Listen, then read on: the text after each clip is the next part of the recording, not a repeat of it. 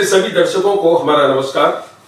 हमारे चैनल का लोकप्रिय कार्यक्रम चाय पर चर्चा, आज इसी कार्यक्रम में हमारे साथ वरिष्ठ अधिवक्ता प्रोफेसर अरविंद मिश्रा जी हैं और अधिवक्ता डॉक्टर अजीत कुमार सिंह हमारे साथ मौजूद हैं। आज हम जिस विषय पर चर्चा करने जा रहे हैं वो है मामला दिल्ली हाई कोर्ट के एक जज के घर जो आग लगी, उस आग में क्या क्या जला और उसका धुआं पूरे देश में कैसे फैला, ये हमारा विषय है आज का।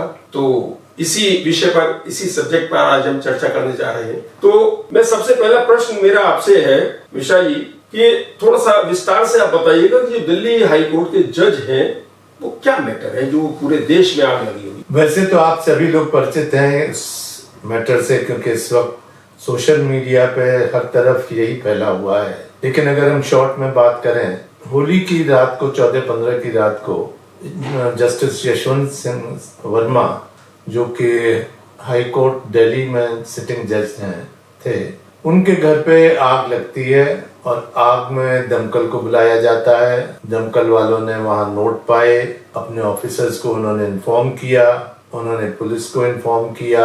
इस बीच में जस्टिस वर्मा पे भी, जो कि उस वक्त अवकाश पे गए हुए थे मध्य प्रदेश में, उन पे भी खबर पहुंच गई। उनका भी स्टाफ आ गया और जो भी एडमिनिस्ट्रेटिव काम होना चाहिए था वो किया गया। इसके जब अगले दिन अखबार में ये 2-4 करीब हफ्ता भर ये न्यूज पब्लिकली नहीं हो पाई, उसके बाद जब ये पब्लिक हुई तो ये भी आया कि जो नोट जिनकी फायर ब्रिगेड वालों ने अपने ऑफिसर्स को रिपोर्ट की थी, पता लगा कि फायर ब्रिगेड का एक बदला हुआ बयान आया कि हमने कोई नोट नहीं देखे या कोई नोट नहीं मिले थे वहां। जिस समय आग लगी और नोट जले तो फायर ब्रिगेड के लोग वहां पहुंचे तो उन्होंने वीडियो शूट किया।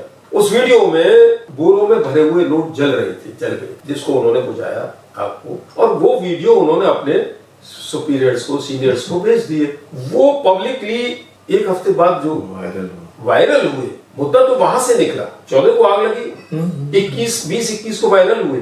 तो इस बीच में क्या क्या हुआ वो थोड़ा सा बताइएगा। वास्तविकता ये थी कि एक हफ्ता कोई विशेष जो भी हुआ वो अंदरूनी तौर पे हुआ और उसकी कोई पब्लिकली ऑथेंटिक वर्जन नहीं है। जैसा मैंने कहा कि फायर ब्रिगेड वालों के सामने से डिनाइल भी आया, पुलिस में भी रिपोर्ट की गई। पुलिस ने हाई कोर्ट चीफ जस्टिस को दिल्ली के उनको खबर की, उन्होंने भी उसकी इंक्वायरी के लिए कर दिया गया। तो इस तरीके से वो सारे मामले को उस वक्त अंदर इंटरनल मैटर मानते हुए वही डील किया गया और कोई पब्लिक एक्शन ऐसा नहीं लिया गया। तो मैं ये जानना चाहता हूँ, ये एक सप्ताह का जो समय था, 14 तारीख से 20-21 तारीख तक ये मैटर अंडरग्राउंड बना रहा, इसके पीछे क्या मंशा रही होगी और कैसे क्या हुआ होगा, वो थोड़ा सा आप हाईलाइट करें। देखिए, क्योंकि ये एक सिटिंग जस्टिस के खिलाफ या उनसे किसी संबंधित मैटर था, तो इसलिए कोशिश ये की गई कि ये पब्लिक डोमेन में ना आए। और जैसा कि आप रिकॉर्ड्स बताते हैं कि फायर ब्रिगेड वालों ने तत्काल पुलिस को वहां सूचित किया, पुलिस ने चीफ जस्टिस को सूचित किया, ये सब कार्यवाही हुई। इस बीच में सुप्रीम कोर्ट के द्वारा उनको इलाहाबाद भी ट्रांसफर करने की बात आई, वो भी निर्णय लिया गया। लेकिन जब पब्लिक डोमेन में आया तो परिस्थितियां डिफरेंट हुई। अब इसमें एक सवाल निकल के आता है, जो आपने सारी बातें बताई कि जब पुलिस वहां पहुंची, फायर डिपार्टमेंट ने पुलिस को इन्फॉर्म किया। अब में सवाल ये उठता है कि अगर कोई सामान्य व्यक्ति होता या मैं कहता हूँ एडमिनिस्ट्रेटिव ऑफिसर भी होता किसी भी डिपार्टमेंट का, और अगर ये केस उनके घर में हुआ होता तो पुलिस क्या एक्शन है? निश्चित तौर पे पुलिस FIR करके सबसे पहले उसकी रिकवरी करती, पंचनामा बनाया जाता, और क्योंकि पैसों का मामला था इनकम टैक्स वालों को इन्फॉर्म किया जाता, इनकम टैक्स उनसे सोर्सेज वगैरह पूछता। अगर वो संतुष्ट नहीं होते तो उसको लेके ED वगैरह में भी ये मैटर जा सकता था, और जो मनी लॉन्ड्रिंग वगैरह के केसेस हैं, बात वहां तक पहुंच सकती थी। और अगर सामान्य आदमी था तो वो तुरंत ही गिरफ्तार भी कर लिया जाता, जहाँ पे कि इतनी बड़ी रकम थी। कोई सामान्य अधिकारी भी होता तो भी उसके खिलाफ एंटी करप्शन एक्ट में और डिस्प्रपोर्शनेट एसेट्स के लिए मुकदमेबाजी या FIR वगैरह रजिस्टर की जा सकती, गिरफ्तारी भी हो सकती थी, सस्पेंशन भी होता। अच्छा, मुझे बताइएगा सिंह साहब, आपसे मैं सवाल कर रहा हूँ, ये सारा प्रोसेस अगर पुलिस करती तो कौन कौन सी धाराएं लगती और उनकी गिरफ्तारी और क्यों नहीं हुई, वो थोड़ा सा बताएं। मैं इसमें यही कहूंगा कि अगर आम आदमी यहाँ होता तो प्रिवेंशन ऑफ करप्शन एक्ट हमारे यहाँ एक अलग से एक अधिनियम है और उसके अंतर्गत काफी सारे प्रोविजंस हैं जिनके अंतर्गत वो लायबल होता। दूसरा सेक्शन 161 टू 165 है, स्पेसिफिक प्रोविजंस हैं उसमें आईपीसी में, जिनमें यदि आम आदमी के पास में इस तरह की रिकवरी होती तो वो उस कंडीशंस में लायबल होता और तुरंत एफआईआर होती, उससे रिकवरी होती और रिकवरी के साथ में उससे ये पूछताछ होती कि ये पैसा आपके पास कहाँ से आया, क्या वो ब्राइब का है, क्या वो ग्रेटिफिकेशन का है, या कहां से आपका सोर्स बताएं आप उसका कहां से आया। तीसरा पीएमएलए जो prevention of money laundering act है, अलग से बनाया हुआ है और उसके अंतर्गत भी वो लायबल हो। इसमें ईडी भी इंटरवीन करती है कि भाई पीएमएलए के लिए जो जांच एजेंसी है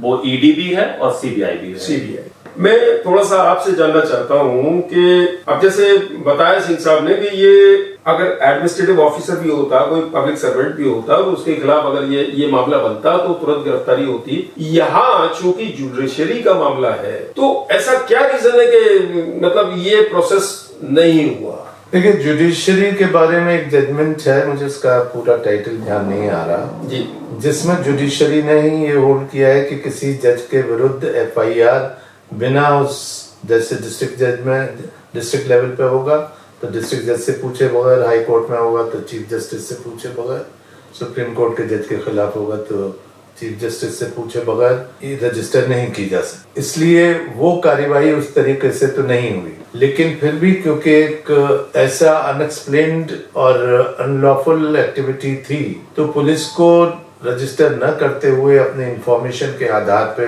वो एविडेंस कलेक्ट रखनी चाहिए। बेशक एफआईआर ना हो लेकिन रिकवरी क्या हुई है। हाँ। मैं ये भी जानना चाहता हूँ कि जब ये सारा मैटर हुआ पुलिस वहां पहुंची, जो चीफ जस्टिस है उनको इन्फॉर्म किया, इन्फॉर्म करने के साथ साथ कोई ऐसी रिटिन में उन्होंने कोई एविडेंशियल मटेरियल था वो कहीं एक्सप्लेन नहीं किया, रिटिन में कोई इन्फॉर्मेशन नहीं है, कोई उन्होंने चीफ जस्टिस को नहीं भेजा, या क्या पुलिस प्रेशर में रहती है? जुडिशरी का प्रेशर पुलिस पे रहता तो है ही, और हायर जुडिशरी जो हाई कोर्ट और सुप्रीम कोर्ट के हैं उनको लेके कोई भी प्रेशर में आ सकता है। जहां तक मैं मानता हूं ऐसा नहीं है कि बिना लिख के कोई चीज भेजी गई होगी, लिखित में कुछ ना कुछ रिपोर्ट होगी, चाहे वो मैनेज की गई हो, चाहे मैनिपुलेट की गई हो, चाहे सिंपल वर्ड्स में कही गई हो, और इसी के बाद ही हाई कोर्ट जज साहब ने, चीफ जस्टिस ने खुद इसमें सुप्रीम कोर्ट के कहने पे इंक्वायरी की प्रिलिमिनरी। तो बिना किसी फीडबैक के, बिना किसी सब्सटेंस के, बिना किसी सब्सटेंटिव सूचना के वो ये कार्य कभी नहीं करते किसी जज। अभी जैसे दिल्ली हाई कोर्ट के चीफ जस्टिस ने 3 जजेस को लेके एक पैनल बनाया, इंक्वायरी उन्होंने सेट की है। ऐसे मैटर पे इंक्वायरी का जो डिसीजन होगा वो कितना फेयर होगा? 3 हाई कोर्ट के जस्टिस हैं, उनका पैनल बनाया है और वो इंक्वायरी कर रहे हैं, और लेकिन इस इंक्वायरी का क्या परिणाम रहेगा ये तो अभी भविष्य के गर्भ में है। परंतु कुछ इससे सिमिलर केसेस हुए हैं, जैसे आज ही एक निर्णय आया है पंजाब चंडीगढ़ हाई कोर्ट का, उसमें यही ग्रेटिफिकेशन और उससे रिलेटेड केस था जिसमें 15 लाख रुपए रिकवर हुए थे। तत्कालीन जस्टिस जो रिटायर्ड हैं निर्मल यादव, उनको आरोपी बनाया गया था और जिस व्यक्ति से रिकवर किए थे और उसके द्वारा ये वर्जन आया था कि ये सिम नाम की एक अन्य जस्टिस थी, उनके यहाँ गलती से पहुंच गया, आना उनके पास था। सीबीआई ने इंक्वायरी किया, 4 लोगों को आरोपित किया गया जिसमें निर्मल यादव, जस्टिस निर्मल यादव भी थी, और आज उनको बरी कर दिया गया बाइज्जत। परंतु आज भी वह क्वेश्चन अनुत्तरित है कि वो 15 लाख रुपए किसके द्वारा भेजे गए थे, किसके लिए भेजे गए थे। आज भी वो केस प्रॉपर्टी है, जबकि केस फाइनली डिस्पोज ऑफ कर दिया गया। तो इसकी इसकी जो इंक्वायरी है वो क्या परिणाम रहेगा वो अभी नहीं कहा जा सकता। अभी इन सारी चीजों को जो मुद्दे उछल के आ रहे हैं तो आपको शायद आपके संज्ञान में होगा, मद्रास हाई कोर्ट के जो जस्टिस थे मिस्टर कर्णन, उन्होंने उस समय 2017 में एलिगेशन लगाया था 20 अपने सबऑर्डिनेट साथ के जजेस के ऊपर के जो करप्शन में इन्वॉल्व हैं, और उसमें बड़ा हुआ हुआ था सारे देश में, और स्पेशली सीजीआई को उसमें इंटरवीन करना पड़ा था बीच में। फिर उनके खिलाफ जो कार्रवाई भी हुई और कंटेम्प्ट का केस भी हुआ और 6 महीने की सजा भी काट के वो आए। तो अब जो केसेस जो सामने ये 2 केसेस आ गए जो चल ही रहा है, एक आपने बताया, तो क्या उनकी बात कहीं सिद्ध नहीं होती है कि वास्तव में कहीं ना कहीं कुछ मामला था जो सही कह रहे थे? मैं इसमें बस सर ने जो बोला था वही आगे बढ़ाता हूँ कि जो रिसेंटली हमारे सामने जो 5 जजेस बेंच का निर्णय था K Veeraswami versus union of India, और उसमें लार्ज बेंच ने ये निर्णय दिया था कि किसी भी जस्टिस के अगेंस्ट यदि कोई केस लाया जाता है तो जब तक कि चीफ जस्टिस की उसमें सीजेआई की सहमति या उनके द्वारा अगर उसे अप्रूव नहीं किया जाता है तो उसके खिलाफ कोई भी जो कार्यवाही है वो नहीं होगी। सर, मैं आपसे थोड़ा सा जानना चाहूंगा कि इन सारे सवालों जो उठ रहे हैं और जो आग लगी हुई है इस समय देश भर में, तो क्या कहीं ना कहीं कॉलेजियम पे भी सवाल उठ रहे हैं और कॉलेजियम से कितना सेटिस्फाई है आम जनता? कॉलेजियम का जहां तक सवाल है, देखिए परसेप्शन तो ये है और वो स्टैटिस्टिक्स के आधार पे है कि कॉलेजियम में जो राष्ट्र में जजेस की संख्या है उसमें से आधे से ज्यादा वो लोग हैं जिनके के पूर्वज किसी न किसी रूप में हाई कोर्ट और सुप्रीम कोर्ट में जजेस रह चुके हैं। तो निश्चित तौर पे पब्लिक का जो परसेप्शन है वो तो यही है कि यहाँ भेदभाव किया जाता है और हाई कोर्ट जज या सुप्रीम कोर्ट जज का बच्चा या रिश्तेदार वही आसानी से बन सकते हैं, अन्य लोग नहीं बन सकते। निश्चित तौर जब इस तरीके की बात आएगी तो स्वाभाविक है कि जो हमें न्याय के रूप में मिल रहा है उस पे भी उंगली उठ, और यहाँ क्योंकि जस्टिस यशवंत वर्मा से भी रिलेटेड लोग जुडिशरी में पहले रह चुके हैं, इसलिए इसमें भी एक प्रश्न चिन्ह हमेशा बना हुआ है। और यहाँ मैंने जैसे कहा कि एक परसेप्शन की बात है। देखिए, एक बड़ा क्वेश्चन ये है कि समाज में जो करप्शन चारों तरफ फैला हुआ है क्या वो सही है या गलत है। हो सकता है यशवंत वर्मा को छोड़ दिया जाए, उनके खिलाफ कोई आरोप ना आए या वो वास्तव में भी न लिप्त हो इसमें, लेकिन इतने बड़ी संख्या में करेंसी नोट्स का पाया जाना किसी के भी घर में उनके प्रति और पूरी व्यवस्था के प्रति उंगली उठाता है। ये विधि का एक सामान्य सिद्धांत है कि मेरे घर में अगर कोई अवांछित वस्तु पाई जाती है तो उसका उत्तरदायित्व मेरा होगा कि वो कहाँ से आई, कैसे आई, ये सारी बात मैं बताऊं। मैं ये कह के छुटकारा नहीं पा सकता कि इस कमरे में तो मैं जाता ही नहीं हूँ या इसकी चाबी तो मेरे सर्वेंट पे रहती है, इससे उसका कोई नहीं है संबंध, क्योंकि larger management, larger monitoring, larger position in law वो उसी व्यक्ति का है जिसके नाम से वो घर है। अभी जैसे जो 3 जजेस की कमेटी बना के इन्वेस्टिगेशन शुरू इन्होंने कराया है, तो उन्होंने अभी सील करा दिया वो एरिया। अब मैं ये जानना चाहता हूँ, वो सील करा दिया तो क्या अब वो जो प्रॉपर्टी है वो यथा स्थिति में होगी या नहीं होगी, इसके लिए क्या मतलब? ये भी बात मेरे ख्याल से मीडिया पे आ चुकी है कि वो नोट्स वहां से अब गायब कर दिए गए हैं, कूड़ा वूड़ा जो भी था जले हुए और एविडेंस को मिटाने की कोशिश की गई है। सुप्रीम कोर्ट के द्वारा जो ये 3 सदस्यीय समिति बनाई गई, ये भी हाई कोर्ट चीफ जस्टिस के रिपोर्ट पे, जिसमें उन्होंने कहा कि इसमें और गहन जांच की आवश्यकता है, बनाई गई।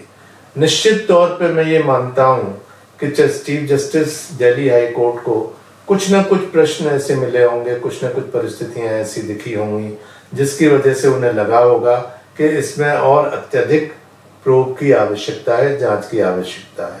अगर मामला इतना ही सिंपल होता कि उनका नहीं है, किसी थर्ड पर्सन ने रख दिए और वो खत्म हो गया या कहाँ से आया कुछ नहीं मालूम, तो ये मामला वहीं रफा दफा हो गया होता और उनके विरुद्ध कोई चार्ज नहीं था। यहाँ शक की जो सुई है वो भी यशवंत वर्मा जी पे है।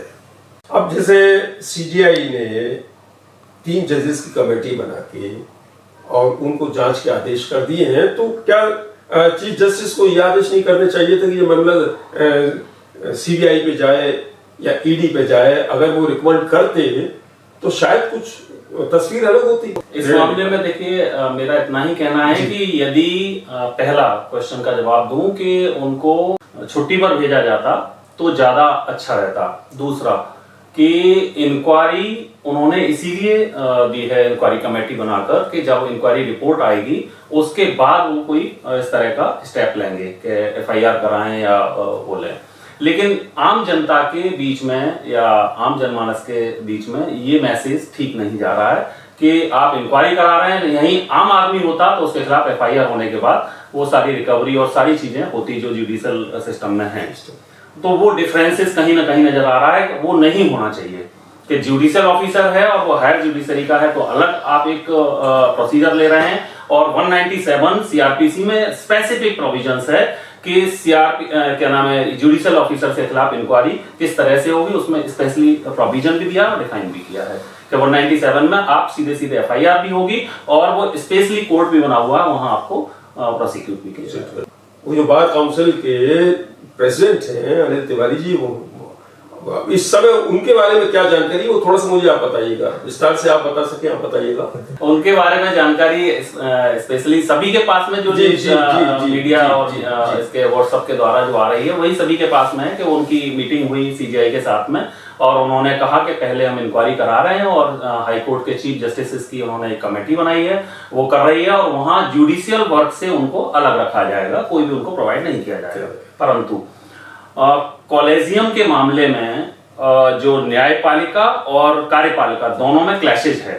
इसीलिए क्लैशेज है कि कार्यपालिका ये कह रही है कि अगर कहीं पेंडेंसी ऑफ केसेस हो रही है जो दिख रहे हैं वो ये कॉलेजियम के कारण हो रहे हैं क्योंकि इनका कंट्रोल नहीं हो पा रहा है या जो करप्शन है वो कंट्रोल नहीं हो रहा है, और वहीं न्यायपालिका कह रही है कि ये इनके द्वारा हो रहा है। तो वहां कहीं कहीं क्लैशेज हैं और वो रिमूव करने की आवश्यकता है, दूर करने की आवश्यकता है। वो न्यायपालिका के द्वारा ही, जो हाई जुडिशरी है उनके द्वारा ही दूर किया जा सकता है। मैं एक बात और जानना चाहता हूँ, आप बताएं इस पे, जैसे कोर्ट पे सारे जुडिशियल राइट्स होते हैं लेकिन प्रोसीडिंग सारी एडवोकेट्स के, वकीलों के थ्रू, जो अधिवक्ता उनके थ्रू होती है, तो क्या अधिवक्ताओं की जो एसोसिएशन है, क्या उनको उनपे इतना अधिकार है कि वो इस प्रोसेस को कहीं चैलेंज कर सकें, जो कॉलेजियम वाला प्रोसेस है और ये सारा सिस्टम चल रहा है? देखिए, चैलेंज तो किया जा सकता है, इसमें कोई शक नहीं है, क्योंकि कॉलेजियम की व्यवस्था एक जजमेंट के थ्रू 1993 के आसपास की गई जी, और तब से चल भी रहा है और चैलेंज भी किया गया, लेकिन उसमें यही माना गया कि ये एक इंटीग्रल पार्ट है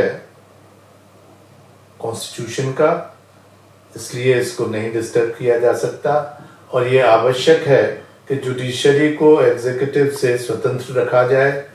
और इसलिए अगर नियोक्ता जो है, जो उनको नियुक्ति करता है, वो अगर एग्जीक्यूटिव अथॉरिटी होगी तो वो इंडिपेंडेंस नहीं रहेगी। तो यद्यपि आदेश बहुत ऊंचे थे, लेकिन प्रैक्टिस में जब हम देखते हैं तो हम देखते हैं कि उसका दुरुपयोग भी कई जगह हुआ है। और ये एग्जाम्पल भी एक तरीके से लगता है। एक बड़ा इंटरेस्टिंग पहलू इस इंक्वायरी से जुड़ा हुआ और है जी, कि एक जजेस इंक्वायरी एक्ट और है। ओके। उस जजेस इंक्वायरी एक्ट में आपके लोकसभा में या राज्यसभा में अगर प्रस्ताव आता है तो उसके अध्यक्ष या चेयरमैन जो भी हैं वो चीफ जस्टिस से कह सकते हैं, एक समिति बना सकते हैं, जांच समिति। तो अभी क्या हो रहा है कि पहले तो प्रिलिमिनरी इंक्वायरी की गई हाई कोर्ट चीफ जस्टिस से, अब सुप्रीम कोर्ट ने 3 जस्टिस की इंक्वायरी बिठाई। अब सुप्रीम कोर्ट अपनी रिपोर्ट देंगे लोकसभा या इनको, अगर उनके विरुद्ध चार्ज आता है तो फिर वो हाउस में प्रेजेंट होगा। उसके बाद फिर 3 लोगों की एक बनेगी कमेटी, फिर वो जांच करेगी और वो जांच करेगी तो उसमें अगर पाए जाते हैं दोषी तो उनके खिलाफ आगे की कार्यवाही पर विचार किया जाएगा, और अगर नहीं पाए जाते हैं तो वहीं वो उन्मुक्त हो जाएंगे। यानी अभी मुझे ये दिख रहा है कि सफर बहुत लंबा है और ये सब कुछ नहीं, किसी हद तक सारी प्रक्रिया को डाइल्यूट करने का प्रयास। एक सवाल और उठता है, एक जैसा कि आप लोगों में सभी वकील लोग ये बात कहते हैं कि जजमेंट डिलेड और जस्टिस डिनाइड, तो क्या ये बात सिद्ध नहीं होती कि जजमेंट डिलेड जस्टिस डिनाइड? तो अब ये लिंगर ऑन होगा मैटर, कितना समय लगेगा, क्या रिजल्ट आएगा उसका अभी कुछ नहीं कह सकते। लेकिन जो जुडिशरी पे आज जो देश भर में सवाल उठ रहा है, एक ट्रस्ट जो होता है आम आदमी का कि कहीं कोई मैटर है, चाहे वो एडमिनिस्ट्रेटिव लेवल का हो या पॉलिटिकल लेवल का हो, तो उनको ये भरोसा होता है कि हम कोर्ट में जाके, जुडिशरी में जाके और अपना न्याय पा सकते हैं। तो क्या अब ये सवाल नहीं उठ रहा है कि ट्रस्ट आम जनता का खत्म हो रहा है? देखिए, आम जनता का ट्रस्ट तो काफी कुछ जो रोज फेस करते हैं कोर्ट्स में, उससे खत्म हो चुका जी। उनकी मजबूरी है, और एक पक्ष उसमें इस लायक होता है कि वो उस कमी का फायदा उठाता है, दूसरा पक्ष मजबूरी में वहां भागता है। तो इस मजबूरी में वो न्यायालय आ रहा है, इस अपेक्षा से बहुत कम लोग आ रहे हैं कि हमें न्याय मिल पाएगा। न्याय का एक सिद्धांत है कि न्याय न सिर्फ किया जाना चाहिए, बल्कि ऐसा प्रतीत हो, ऐसा दिखे कि न्याय किया जा रहा है। तो हो सकता है, जैसा इस वर्तमान केस को ही हम लें, कि वो बिल्कुल इनोसेंट हो, उनका कोई इन्वॉल्वमेंट डायरेक्टली नहीं हो। ये भी थ्योरी आ रही है किसी ने प्लांट कर दिया हो, तो ये सब संभव है। लेकिन कम से कम दिखना ये चाहिए था कि सुप्रीम कोर्ट या हमारी और जो व्यवस्था है प्रेसिडेंट तक की, वो इस पक्ष को लेके बहुत संवेदनशील है और त्वरित कार्यवाही कर रहे हैं, और जो पब्लिक परसेप्शन को समझा सके, उसका विश्वास अर्जित कर सके, ऐसी कार्यवाही कर रहे हैं, जो लगता ही है कि ऐसा नहीं हो। इस बीच में आपके लोकसभा के जो स्पीकर है श्री जगदीप धनखड़, उन्होंने इस मैटर को रेज किया था वहां पर, और कुछ उन्होंने डिसीजन भी लिया था, लेकिन मेरे ख्याल से उसका कोई इफेक्ट तो अभी फिलहाल होते दिख नहीं रहा। वो पब्लिक डोमेन में बस इतनी ही आई है कि चीफ जस्टिस मिले थे उनसे जी, लेकिन क्या बात हुई, किस और बात हुई, और अंत में शायद यही हुआ कि वो 3 लोगों की जो रिपोर्ट आ जाएगी, उसके बाद आगे कार्यवाही की जाए। तो मैंने कहा कि ये सब ऐसा लगता है कई बार, अब अगर रिपोर्ट की भी बात की जाए तो 14-15 तारीख को जो घटना घटी है, उसको लेके आज 15 दिन हो गए, अभी तक कोई स्पष्ट नहीं है। तो ये अपने आप में डिलेड जस्टिस का ही नमूना है, और इन्हीं बातों से फिर आम धारणा ये होती है कि जस्टिस नहीं मिल पाए। अभी जैसे इलाहाबाद हाई कोर्ट के जो आपके एसोसिएशन के प्रेसिडेंट, वो तो लामबंद हो गए। उन्होंने कहा था कि जब तक सांस है तब तक मैं लड़ूंगा आप इस मैटर पे। हालांकि हड़ताल उन्होंने खत्म कर दी है। तो आप बताइए, क्या उनके लड़ने से कुछ रिजल्ट आएगा सामने? बिल्कुल, अगर वो यूनाइट हैं, और वही अकेले नहीं है, अन्य हाई कोर्ट जितने भी हैं उनके अध्यक्षों की उनकी जो मीटिंग हुई है गूगल मीट पर ही हुई है, लेकिन वो सभी यूनाइट हैं और एक मत से उन्होंने ये कहा है हायर जुडिशरी और सीजीआई साहब से कि आप इसमें त्वरित निर्णय लें, जिससे कि हमें ही नहीं, आम जनता को भी ये मैसेज जाए कि हाँ, आम आदमी के समान ही जस्टिस भी है। यदि वो गलत करते हैं तो उसका इस तरह की इंक्वायरी जो आम पब्लिक के साथ में होती है वो उनके साथ भी हो सकती है, और उनके खिलाफ भी कार्रवाई होगी, जो कि अब नहीं दिख रही है, होनी चाहिए थी। इवन आप देखिए 15 दिन हो गए, और 15 दिन में अभी तक कोई किसी तरह का, अभी सिर्फ जांच है, और जांच भी, और किस तरह की जांच है कि वो पब्लिक डोमेन में नहीं है, और क्या परिणाम होगा वो तो अभी सोच ही नहीं सकते।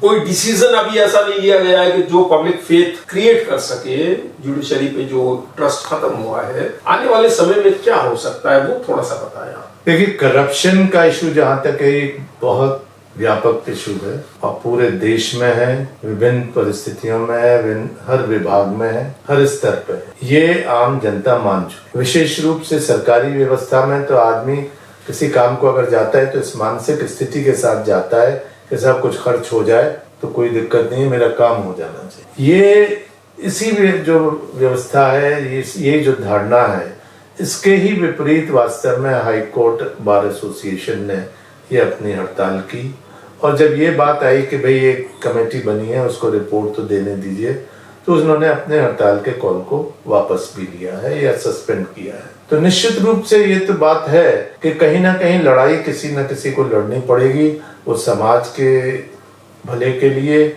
आम आदमी के भले के लिए, राष्ट्र की प्रगति के लिए, और राष्ट्र की सार्वभौमिकता भी बनाने के लिए, मैं कहूँगा किसी हद तक इस करप्शन के लिए लड़ाई तो लड़नी पड़ेगी। बहुत बहुत धन्यवाद, आज इस चर्चा में आप हमारे साथ शामिल हुए। हम अपने दर्शकों को यही बताना चाहते थे कि ये जो सारा मैटर है जो प्रेजेंट में चल रहा है, सारे देश भर में ट्रस्ट खत्म हो रहा है जुडिशरी पे, ट्रस्ट कैसे फिर दोबारा से बन पाएगा, इसी पे आज जो चर्चा हमारी हमने आज की है, और इसी के साथ हम आज इस चर्चा को यहाँ समाप्त करते हैं। बहुत बहुत धन्यवाद। जियो 9 का बहुत बहुत आभार व्यक्त करता हूँ, और आपने इतना अवसर हम लोगों को प्रदान किया, और ये ऐसा ज्वलंत प्रश्न है। मुझे आशा है, अपेक्षा करता हूँ, अपील करता हूँ कि ऐसे ज्वलंत प्रश्नों को आप उठाते रहें, जिससे आम जनता इन मुद्दों पर सोचे और आगे निर्णय लेने की कार्यवाही करे। तो आप दोनों का बहुत बहुत धन्यवाद। सभी का आज आपने धन्यवाद। अपना समय दिया, इसके लिए जीवन9 आभारी है। नमस्कार। कृपया लाइक और सब्सक्राइब कीजिए। आप देख रहे हैं Geo9 न्यूज़।